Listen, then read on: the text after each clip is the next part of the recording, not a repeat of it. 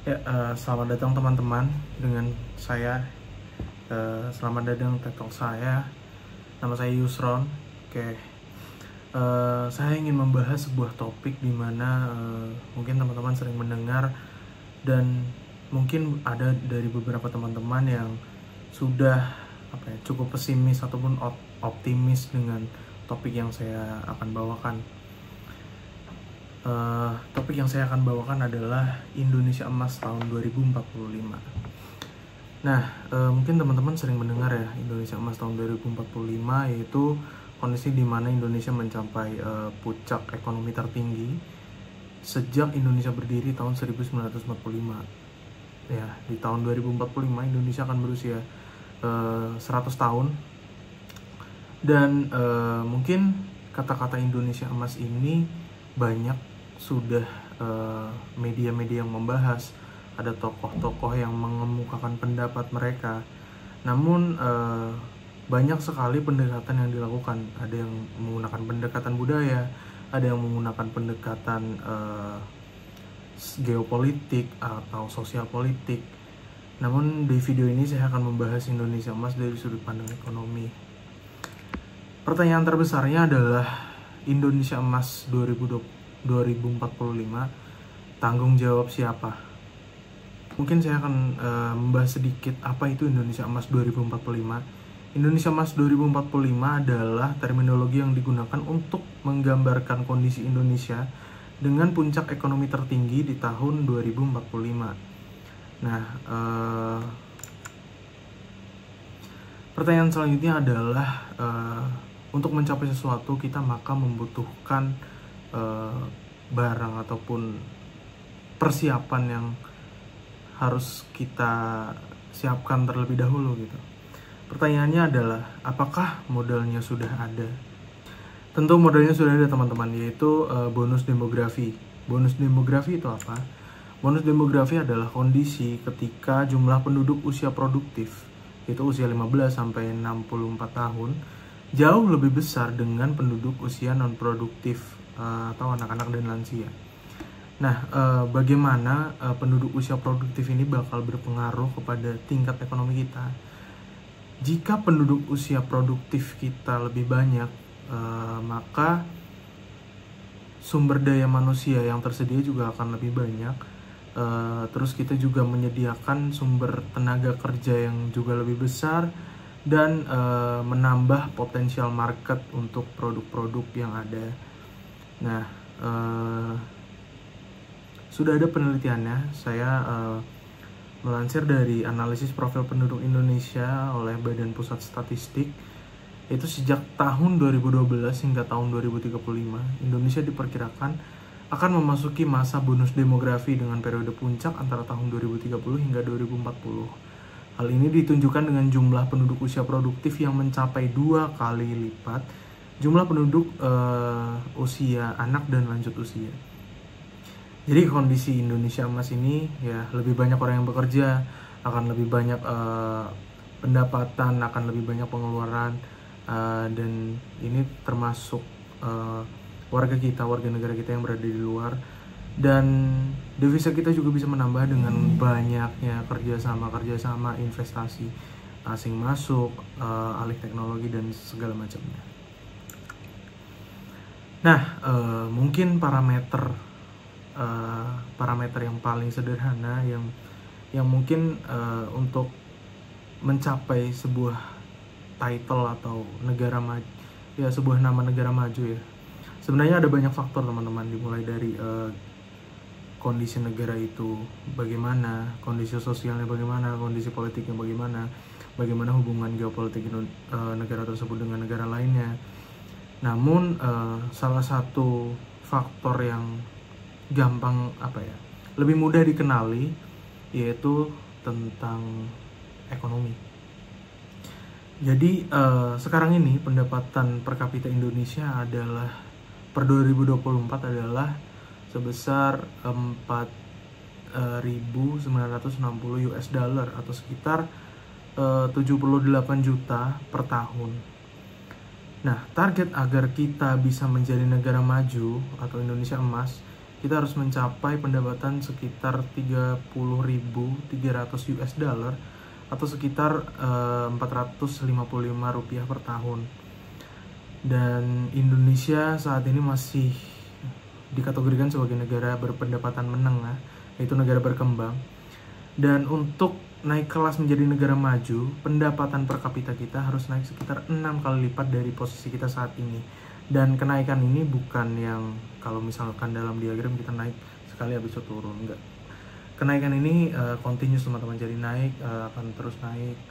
Jadi mungkin kalau misal teman-teman tahu ya dari beberapa media ataupun pidato ya calon ya sekarang sudah menjadi presiden ya Pak Prabowo, itu kita sekarang pertumbuhan ekonominya masih di angka 4%. Dan untuk mencapai negara maju, Indonesia harus mencapai pertumbuhan ekonomi yaitu sekitar 6-7%. Nah, untuk mencapai pertumbuhan ekonomi yang seperti itu, apa saja yang dibutuhkan? Dan saya sudah mencoba merangkum beberapa nilai yang menurut saya ini perlu diperhatikan oleh pemegang kebijakan, itu pemerintah, untuk memanfaatkan bonus demografi semaksimal mungkin agar Indonesia bisa menaikkan pendapatan per kapita, kita bisa mandiri dalam berteknologi, kita juga bisa menaikkan kesejahteraan masyarakat, merangkum the 5 fundamental, yaitu 5 nilai fundamental. Pertama ada kesehatan, yang kedua ada pendidikan, yang ketiga ada law, ya, aturan atau hukum, yang keempat ada investasi atau investment, terus yang kelima ada teknologi. Nah, sekarang saya akan membahas bagaimana unsur-unsur ini itu bisa berkaitan, teman-teman. Yang pertama ada kesehatan. Ya, kesehatan ya untuk mencapai tenaga kerja yang banyak, pelaku usaha yang banyak, maka masyarakat kita harus sehat secara jasmani maupun rohani. Oleh karena itu ini merupakan faktor yang paling dasar untuk ya mencapai human resource yang baik gitu. Terus yang kedua adalah pendidikan ya. Ketika sudah sehat ditambah dengan pendidikan, harapannya sumber daya manusia yang ada, bonus demografi Indonesia bisa memiliki kapasitas dan kapabilitas untuk bisa bersaing gitu dengan sumber daya manusia lainnya. Ya, dengan sumber daya manusia asing tentunya. Yang ketiga ada law. Nah, law ini sangat berkaitan dengan semua hal yang ada, yaitu kesehatan, pendidikan, investment, dan teknologi. Di mana peraturan ini harus dibuat oleh pemegang kekuasaan, yaitu memprioritaskan empat unsur yang lain. Membuat prioritas untuk kesehatan dan pendidikan, dan membuat jaminan hukum bagi investasi. Agar dari investasi ini kita bisa mendapatkan teknologi atau alih teknologi. Dimana untuk mendapatkan investor, tentunya investor akan melihat kondisi negara ya teman-teman. Apakah kondisi negara itu stabil, kondisi politiknya stabil, bagaimana hukum yang berlaku, bagaimana negara itu menindak tindak pidana seperti korupsi ataupun penyuapan bagi pelaku usaha yang ada di negara tersebut gitu. Jadi investor pun melihat, oh kita ada keamanan nih, kita aman investasi di Indonesia misalnya. Nah, lanjut ke nomor 4 yaitu investment. Nah, bagaimana investasi ini bisa investment dalam negeri maupun luar negeri. Investment dalam negeri ya, dengan memprioritaskan dua unsur yaitu kesehatan dan pendidikan, kita menginvestasikan human resource kita.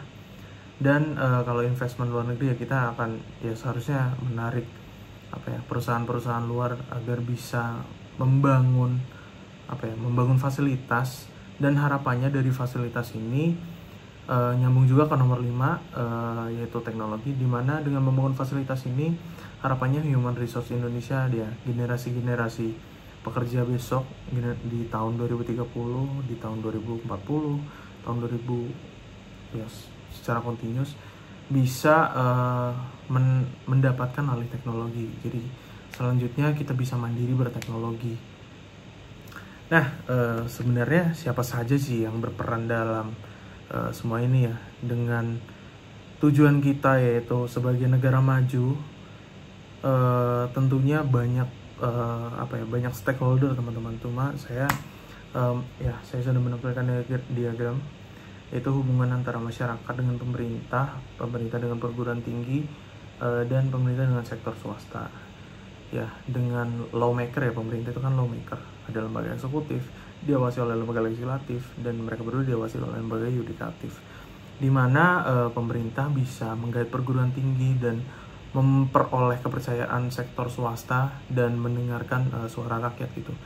Selain mendengarkan suara rakyat, pemerintah juga bisa melihat potensi ya, di mana bonus demografi ini merupakan salah satu potensi yang harus dimanfaatkan sebaik mungkin. Nah, selanjutnya ini merupakan hal fundamental juga. Saya mengutipnya dari Bung Hatta atau Muhammad Hatta. Kurang cerdas dapat diperbaiki dengan belajar, kurang cakap dapat dihilangkan dengan pengalaman, tetapi kalau kurang jujur itu sulit diperbaiki. Nah, semua ini, the five fundamental, kerjasama pemerintah dengan swasta ataupun pendidikan, mendengarkan suara masyarakat, itu bisa dilakukan dengan mendapatkan kepercayaan publik.